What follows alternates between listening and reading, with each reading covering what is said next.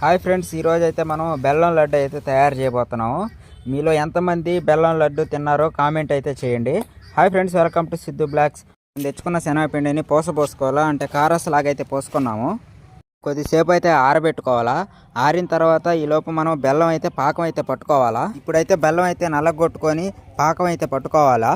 పాకం పట్టుకున్నాక చిక్కగా వచ్చేంత వరకు అయితే పాకం అయితే పట్టుకోవాలా. పాకాన్ని చూసుకుంటా ఉండాలి. చిక్కగా వచ్చిన తర్వాత మనం అయితే పట్టుకున్న కారాసులు అయితే మిక్స్ చేసుకోవాలా. బెల్లం పాకం మిక్స్ చేసుకొని బాగా కలుపుకోవాలా. జీడిపప్పు, ఎండు ద్రాక్ష, నెయ్యిలు అయితే ఎంచుకున్న ఎండు ద్రాక్ష, జీడిపప్పు, అలాగే వాటితో పాటు యాలగల పొడి లడ్డూలు వేసి మిక్స్ చేసుకోవాలి. మిక్స్ చేసుకున్నాక లడ్డూలాగా అయితే అదుముకున్నాక పక్కన ఆరబెట్టుకోవాలి. ఆరబెట్టుకున్నాక ఫైనల్గా లడ్డు లాగా అయితే తయారైపోతాయి. ఈ లోపల మా రెడ్డి గారు అయితే ఒక లడ్డు అయితే తీసుకొని టేస్ట్ అయితే చేశాడు. సూపర్గా ఉందని అయితే చెప్పాడు. ఫుల్ వీడియో లింక్ ఛానల్ ఏముంది, ఇంట్రెస్ట్ ఉన్న వాళ్ళు తప్పకుండా అయితే